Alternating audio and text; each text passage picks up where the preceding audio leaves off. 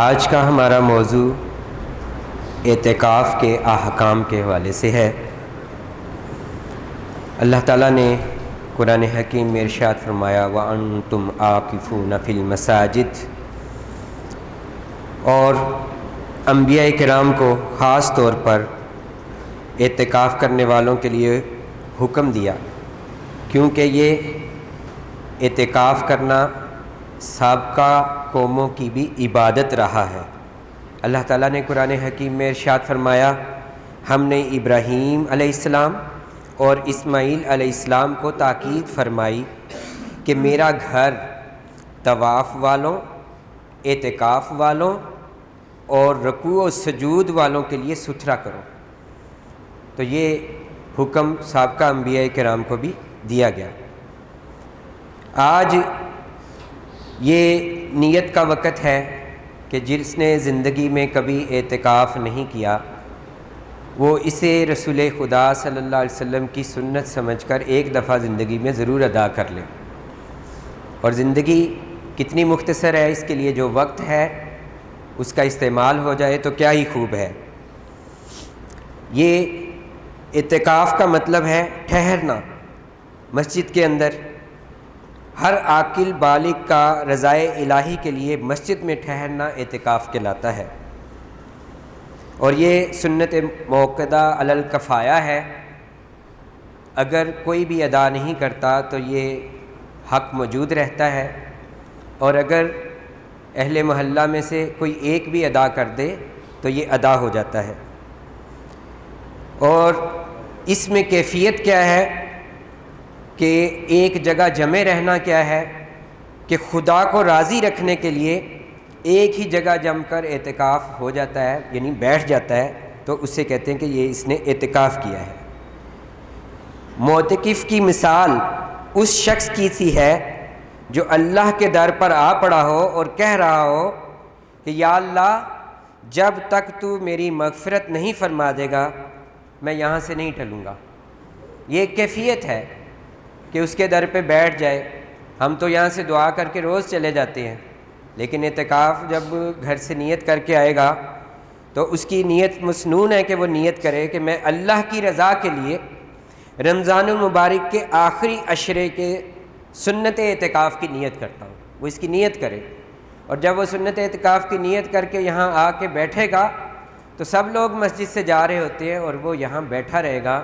کہ میں یہاں سے نہیں ٹلتا، میں اس در پر آ بیٹھا ہوں جسے یہاں سے منا کے ہی جاؤں گا۔ اور پھر وہ گڑ گڑاتا ہے اور عبادات کرتا ہے،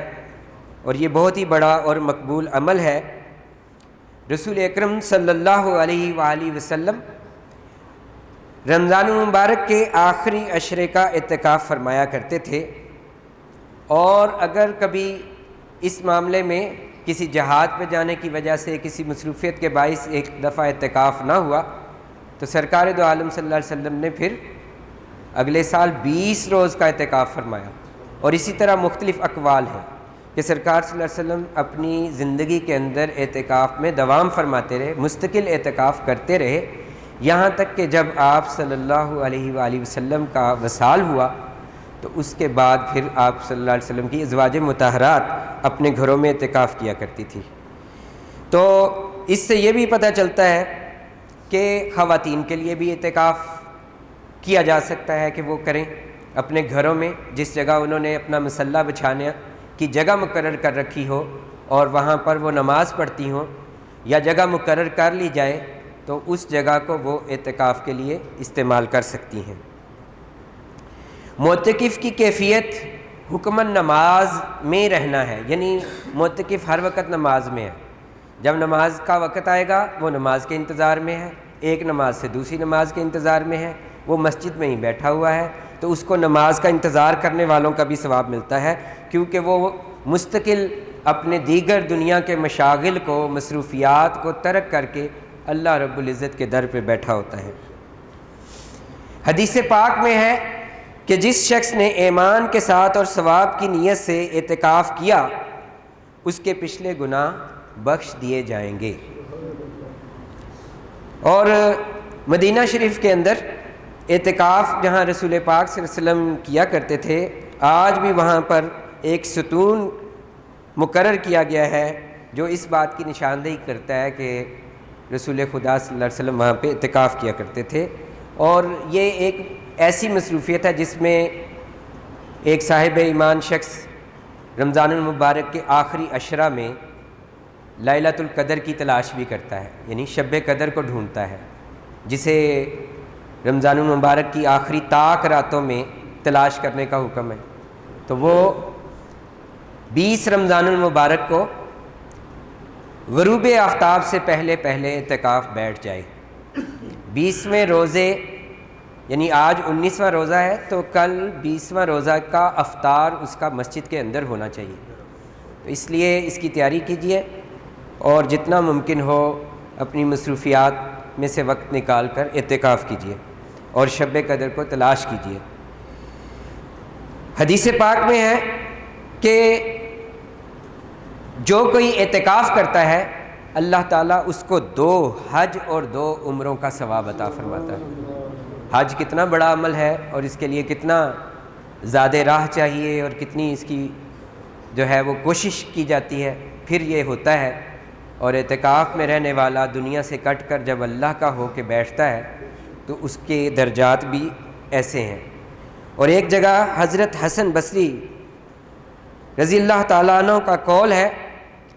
کہ اعتکاف کرنے والوں کو روزانہ ایک حج کا ثواب عطا کیا جاتا ہے۔ اب اس کے کچھ آداب کو ملحوظ رکھنے کے حوالے سے ہیں، کیونکہ جیسے کہ انبیاء کرام کو حکم ہوا کہ وہ بھی اعتکاف کرنے والے اور حج کرنے والے لوگوں کے لیے مسجد کو پاک کریں، جگہ کو پاک کریں، تو اب جو لوگ اعتکاف کو آ رہے ہیں وہ جس جگہ پہ اعتکاف کریں گے اسے صاف رکھنا، اسے خوشبودار رکھنا، اسے پاکیزہ رکھنا بڑا ضروری ہے۔ حضور اکرم صلی اللہ علیہ وسلم کی حدیث مبارکہ کا مفہوم کچھ اس طرح سے ہے کہ مومن کو مسجد میں ایسے سکون ملتا ہے جیسے مچھلی کو پانی میں ملتا ہے۔ آپ اندازہ کیجئے کہ باہر سے مسجد سے باہر سے اندر آنے کے بعد ہمیں کتنا سکون اور اطمینان ہونا چاہیے، بے چینی نہیں ہونی چاہیے، کیونکہ مچھلی پانی میں سکون سے ہوتی ہے، جب باہر نکالا جاتا ہے تو تڑپتی ہے۔ تو یہ اعتکاف والوں کی کیفیت بھی 10 روز ایسی ہی ہونی چاہیے کہ وہ اللہ رب العزت کی بارگاہ میں ادب و اہتمام کے ساتھ یہاں پر بیٹھے ہیں، وہ اپنی نمازوں کی تکبیر اولیٰ نہ چھوڑیں، اس کی تیاری بر وقت کریں کہ اب تو وہ مسجد میں ہیں، گھر سے چل کے نہیں آ رہے، کہیں دور سے نہیں آنا، تو تکبیر اولیٰ کے لیے پہلے وہ پہلی صف میں موجود ہو سکتے ہیں، اور پھر اپنی مصروفیات میں تلاوت قرآن حکیم کریں، اور تلاوت نہیں آتی تو قرآن حکیم سیکھیں، اور سیکھنے کا بھی وقت ہے، سکھانے کا بھی وقت ہے، جاننے کا بھی وقت ہے، تو اس میں قرآن پاک کی زیادہ سے زیادہ تلاوت کی جائے۔ اگر ہو سکے تو ہر نماز کے بعد اگر وہ سپارہ پڑھ لے یا اس سے کم، تو تب بھی 10 روز میں روزانہ اگر 3 سپارے پڑھے تو ایک قرآن پاک مکمل کر سکتا ہے۔ لیکن بعض لوگ تو ایک دن میں 5 پارے پڑھ رہے ہوتے ہیں، تو اس طرح وہ جلدی بھی قرآن پاک مکمل کر کے دوسرا بھی شروع کر سکتے ہیں یا اس سے زیادہ بھی پڑھ سکتے ہیں۔ لیکن اس کی بڑی فضیلت ہے سورۃ الملک کو پڑھنا، نفلی نمازوں کا اہتمام کرنا، کہ تہجد کے لیے اٹھنا، وقت پہ نوافل ادا کرنا،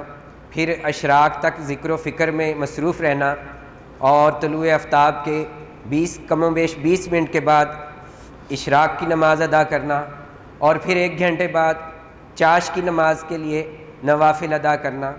پھر کچھ آرام کر لینا۔ یہ ایک جدول ہونا چاہیے، ایک اسکیجول ہونا چاہیے جس کے مطابق وہ اپنے سونے اور جاگنے کے اوقات مقرر کرے، اور پھر اسی طرح مغرب کے صلاۃ الاوابین کے نوافل ہیں، وہ 6 سے 20 تک ہیں کہ مغرب کے نماز سے تو بعد وہ زیادہ نوافل پڑھنے میں مصروفیت صرف کرے۔ اس کے علاوہ درود پاک کی کثرت جتنی ہو جائے وہ کم ہے، بلکہ آپ جانتے ہیں کہ حدیث پاک میں مذکور ہے کہ اگر کسی کو درود پاک پڑھنے کی وجہ سے دعا کرنے کا ٹائم نہ ملے تو وہ درود پاک ہی اس کی دلی تمناؤں کے لیے کافی ہے، اس کا درود پڑھنا بھی دعا ہی بن جاتا ہے۔ اس کے علاوہ مسجد کو جیسے کہ بتایا گیا کہ صفائی کا اہتمام رکھنا ہے، تو اس میں سب سے پہلی بات تو یہ ہے کہ آدمی کو پسینہ بھی آتا ہے، اس کے کپڑوں سے بو بھی آتی ہے، تو اپنا علیحدہ بچھونا اور اوڑھنا رکھے، اور ایک اوڑھنے کے اندر دوسرا بندہ نہیں لیٹ سکتا، اس لیے اس کا اوڑھنا اور بچھونا سیپریٹ ہونا چاہیے۔ اور مسجد کی دریاں، مسجد کی چیزیں صرف نماز کے لیے ہیں، تو اپنے لیٹنے کے اہتمام کے لیے کوئی چادر بچھا لے اور پھر اس پر لیٹے، تاکہ جو بھی اس کو پسینہ آ رہا ہے اس کا اثر مسجد میں نہ جائے۔ اسی طرح مسجد کے اندر آلودگی پیدا ہوگی تو کوشش کیجئے کہ کھانا لے کے جو آیا جاتا ہے تو اس میں بدبودار چیزیں نہ ہوں کہ جن کی بو سے فرشتوں کو تکلیف پہنچے۔ اور یہاں پر ذکر و فکر کی محافل ہوتی ہیں، اللہ کے فرشتے حاضر ہوتے ہیں، تو بندہ اپنے ذائقے ہی نہ پورے کرتا رہے، ذائقوں سے ذرا ہٹ کر کچھ اور بھی کرنا ہے، اور اصل ذائقہ تو اللہ کی عبادت کا ذائقہ ہے، جس سے خدا سے ملاقات ہوتی ہے اور اس کی رضا حاصل ہوتی ہے۔ تو اسی طرح پھر اس میں اور بھی چیزیں آ جاتی ہیں، تو آپس میں لین دین معاملات آ جاتے ہیں، ڈیلنگ آ جاتی ہے، تو اعتکاف کو چاہیے کہ وہ صبر کا مظاہرہ کرے، عفو و درگزر کا مظاہرہ کرے، غصے میں نہ آ جائے۔ پنکھا بند ہو گیا تو تب پریشانی ہے، اگر اس کو چادر ہل گئی ہے تو تب پریشانی ہے۔ ایک دوسرے کا بھی ادب ضروری ہے اور ایک دوسرے سے معافی بھی ضروری ہے، اور پھر مسجد کی صفائی کا تو بہت ہی خیال ہے، بلکہ میں نے ایک حدیث پاک میں اس بارے میں پڑھا ہے۔ حضرت شیخ عبدالحق محدث دہلوی جذب القلوب میں فرماتے ہیں، اگر مسجد میں ذرہ بھی گر جائے تو مسجد کو اتنی تکلیف ہوتی ہے جیسے کسی کو آنکھ میں ذرہ نکلنے سے، آنکھ میں ذرہ لگتا ہے تو آدمی کے پانی بھی نکلنا شروع ہو جاتا ہے اور بے چین ہو جاتا ہے، نکالو ذرا دیکھنا یہ کیا ہوا، مسجد میں ایک ذرہ گرا۔ تو اس لیے کانوں کی صفائی، ہاتھوں کی صفائی، خارش کرنا، ان ساروں کے لیے تھوڑا سا ادب ضروری ہے اور ان سے بچنا ضروری ہے کہ اس کے ذرات بھی مسجد کے اندر نہ گریں۔ کچھ آ کے آپ کے کھانے کے ذرات مسجد میں گرے ہوئے ہوں اور پھر اس کی صفائی کے لیے بندہ ڈھونڈ رہے ہوں، تو اس کو دسترخوان کے دائرے کے اندر ہی کیا جائے کسی مقررہ جگہ پر، اور اس کو وہیں سے سمیٹ کر مسجد میں کسی قسم کی بھی جو ہے وہ لیکوڈز یا فوڈ وہ بکھرے ہوئے نہیں پڑے ہونے چاہیے۔ فوراً نماز کا اہتمام کرنے کے لیے جو مسجد میں آ رہے ہیں ان کو محسوس نہ ہو کہ اب اعتکاف والوں کا یہاں اہتمام ہو رہا ہے تو اب مسجد آلودہ ہی رہے گی، بلکہ اس کا زیادہ اہتمام ہونا چاہیے۔ جیسے انبیاء کو حکم ہوا کہ اس مسجدوں کو صاف کیا جائے، اللہ کے گھروں کو صاف کیا جائے، تو اب معتکفین مل کر سب مسجد کو ایسا دھلا دیں اور پاکیزہ کر دیں کہ پورا سال نہیں ایسی ہوئی ہوگی، اور اس میں سے خوشبوئیں آ رہی ہوں، اور خوشبو کو سلگانے کی سنت بھی حضرت عمر فاروق رضی اللہ تعالیٰ عنہ ادا فرمایا کرتے تھے۔ اسی طرح اگر چھینک بھی آئے تو آہستگی کے ساتھ چھینکنا چاہیے، اور مسجد میں ہنسنا یہ تو قبر میں اندھیرا لانے کا باعث ہے۔ اسی طرح اعتکاف کو توڑنے والی کچھ چیزیں ہیں جو نقصان ہے، وہ یہ ہیں کہ مسجد سے بلا عذر اگر کوئی شخص باہر نکل جاتا ہے تو اس سے بھی اعتکاف ٹوٹ جاتا ہے۔ شرعی ضرورت پوری کر کے فوراً مسجد میں لوٹے، اگر وہ مسجد میں نہیں لوٹا، باہر کوئی بندہ مل گیا اور وہاں ٹھہر گیا تو اس سے بھی اعتکاف فاسد ہو گیا۔ پھر یہ ہے کہ اعتکاف کی شرط روزے کے ساتھ ہے، روزے کے بغیر نہیں ہے، اس لیے اعتکاف کو پورا کرنا ضروری ہے، تو ساتھ روزہ بھی پورا ہونا چاہیے۔ روزہ توڑنے سے اعتکاف بھی خود بخود ٹوٹ جاتا ہے، تو روزہ نہیں توڑنے کی کوشش کرنی۔ باہر کسی قرض خواہ نے روک لیا تب بھی بے ہوشی کی کیفیت ہے، کھانا کوئی نہیں لا سکتا، اگر کوئی کھانا لانے والا نہیں ہے تو خود جا کے بھی کھانا لا سکتا ہے، لیکن یہ ہے کہ کھانا مسجد میں ہی ہوگا۔ مرض کے علاج کے لیے مسجد سے باہر نہیں جانا، ڈاکٹر آ کے دیکھ سکتا ہے اور وہ اس کو دوا بھی دے سکتا ہے۔ اعتکاف کا مسجد سے باہر جا کر عدالت میں گواہی دینا، جنازہ جا کے پڑھنا، کسی مریض کی عیادت کرنا، یہ اعتکاف کو فاسد کر دیتا ہے۔ تو دعا ہے کہ اللہ رب العزت ہمیں اپنے در سے جڑا رہنے کی توفیق عطا فرمائے، اور اعتکاف کرنے والوں کے اعتکاف کو قبول فرمائے، اور ان کی دعاؤں کے صدقے ہماری بھی دعائیں قبول فرمائے۔ وما علینا الا البلاغ۔ عورت بھی 10 دن ہی بیٹھتی؟ جی، عورت کا بھی سنت اعتکاف 10 دن کا ہی ہوگا انشاءاللہ۔